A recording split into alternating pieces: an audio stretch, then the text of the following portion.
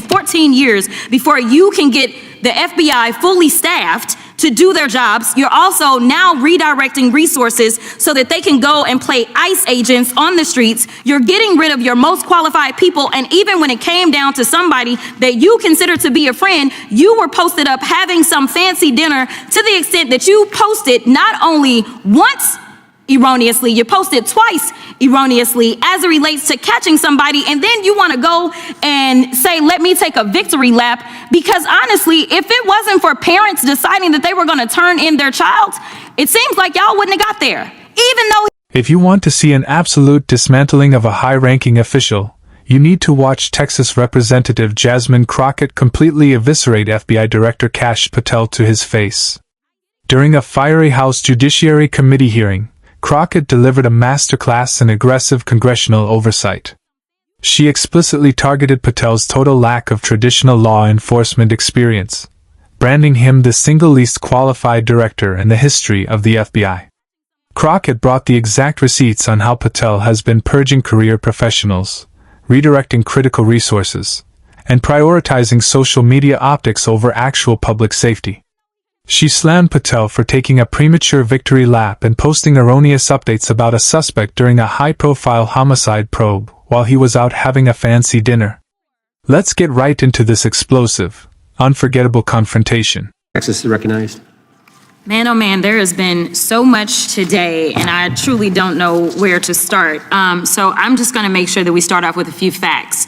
So a couple of facts that we need to make clear for everyone is that, number one, Director Christopher Wray, when he was appointed to be the head of the FBI, was appointed by Donald Trump. Now, I will agree that I definitely take issue with a number of decisions that Donald Trump makes, especially when it comes to the people that he decides to appoint to very important positions, including this one, because I did have to make sure that I wasn't going crazy.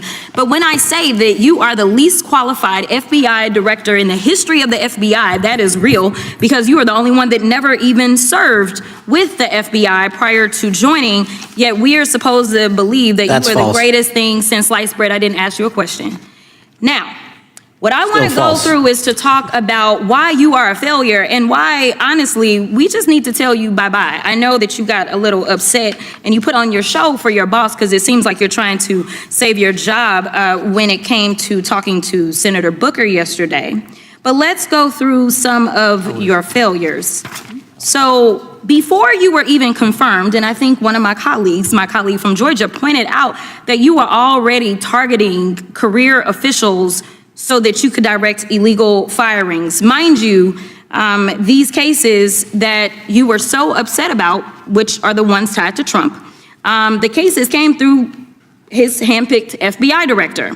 And frankly, when people sit around and say things like, oh, you know, we're happy because now we feel safe, I don't know who feels safe in this country except for the white supremacists, because I specifically as a black woman definitely don't feel safe. And frankly, my colleagues have been real nice to you today, and I applaud them, but I don't have the same demeanor because I know that multiple colleagues on this side of the aisle have faced death threats. In fact, somebody tried to kill one of my colleagues, and frankly, I don't know if this FBI or under your leadership, if those people would have been caught. I don't have any confidence in you. And if we start talking about the reasons that I lack confidence, we could start with you not just wanting to acknowledge some simple facts. Simple facts like the vast majority of the threats are coming from right-wing extremism. And I know my colleagues have tried to stress this, but I decided that I would maybe do it in a different way. Number one, I have a couple of UCs. Kim Buck, one of multiple Republicans receiving death threats for voting against Jim Jordan as House Speaker. Without objection. Another one, Republican lawmaker says she received death threats after voting against Jim Jordan in Speaker's race. Without objection. In addition, there was another one from another colleague who now is leaving Congress because they said that they were calling his wife anonymously and threatening her life to the extent that she ended up sleeping with a firearm.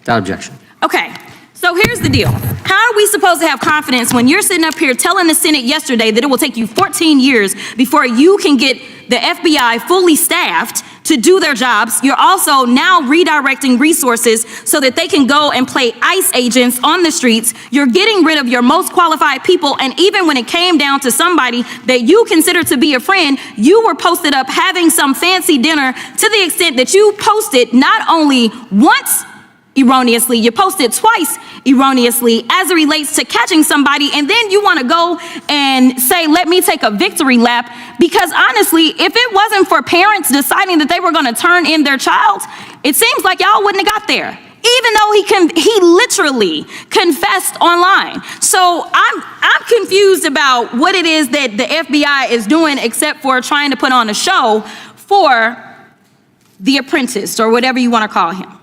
The day after all of this took place, there was domestic terrorism that was taking place at HBCUs. They were targeted.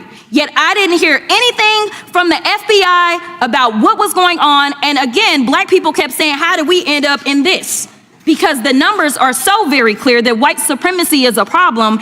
And honestly, I've not heard anything out of you today that makes me believe that you're going to do anything about the white supremacy problem, the one that is leading to children being killed, children being shot, as well as members of their community as they're worshiping in their churches. The time of the gentlelady has expired. If the gentleman would like to respond to any of that.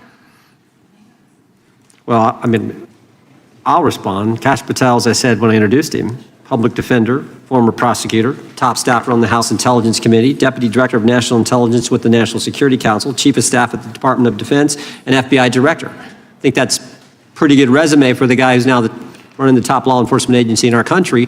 And we've seen all the stats that he's given to the committee on how much better they're doing at getting the bad guys than the previous guy was doing. With that, I recognize the gentleman from South Carolina. Thank you, Mr. Chairman. The confrontation ignited instantly when Representative Crockett decided to skip the usual polite congressional pleasantries. She began by laying down undeniable facts, reminding the room that while Donald Trump appointed the previous director, Christopher Wray, the administration's new choice is a completely different story. Crockett looked Patel dead in the eye and stated that his claim to fame as a stellar director was entirely unearned, pointing out that he is the only director in the history of the Bureau who had never actually served within the FBI prior to taking the top job. Crockett then shifted to a devastating breakdown of Patel's systemic failures, accusing him of putting on a theatrical show just to save his job for his boss. She revealed that even before his confirmation, Patel was actively targeting seasoned, career law enforcement officials to carry out highly partisan, unlawful terminations. The testimony took an incredibly serious turn when Crockett addressed the tangible fear felt across minority communities, and by lawmakers themselves. She noted that multiple members of Congress have faced severe, explicit threats against their lives, with one lawmaker's spouse forced to sleep with a firearm due to terrifying late-night harassment. Crockett stated bluntly that she has absolutely zero confidence in Patel's leadership, especially given his total refusal to confront the reality that the vast majority of domestic threats stem from right-wing extremism. She pointed out that while Patel claims it will take 14 years to fully staff the Bureau, he is simultaneously pulling qualified personnel away from counterterrorism to play immigration enforcement officers on the street. But the most blistering moment came when Crockett exposed the rank incompetence and self-promotion surrounding a recent high-profile homicide investigation. She blasted Patel for using the tragic situation as a personal public relations stunt. Crockett called out Patel for being out at a fancy dinner and prematurely posting incorrect information to social media not once, but twice, claiming they had caught the person responsible. She exposed the reality behind the arrest, noting that the FBI didn't track the suspect down through standard investigative breakthroughs. Instead, the individual had already confessed to the crime online, and it was his own parents who ultimately made the choice to turn him in. Crockett slammed the Bureau for acting like they were filming an episode of a reality television show rather than running a serious agency, pointing out that while Patel was taking unearned victory laps, domestic security threats targeting historically black colleges went completely unaddressed. Representative Jasmine Crockett just exposed exactly what happens when political loyalty is prioritized over actual competence and professional experience. When the head of the nation's top law enforcement agency cares more about curating his social media feed and staging political purges than protecting communities from violence, it compromises public safety for everyone, What do you think about Jasmine Crockett absolutely lighting into Kash Patel? Did she successfully expose a total lack of qualifications and a failure of leadership? Or do you believe Patel is doing exactly what needs to be done to reform the Bureau? Let me know your thoughts in the comments down below. This explosive oversight clash shows just how high the stakes are right now. Help us beat the algorithmic suppression by hitting that like button and sharing this video across your platforms. Make sure to subscribe and turn on notifications so you never miss our breaking coverage.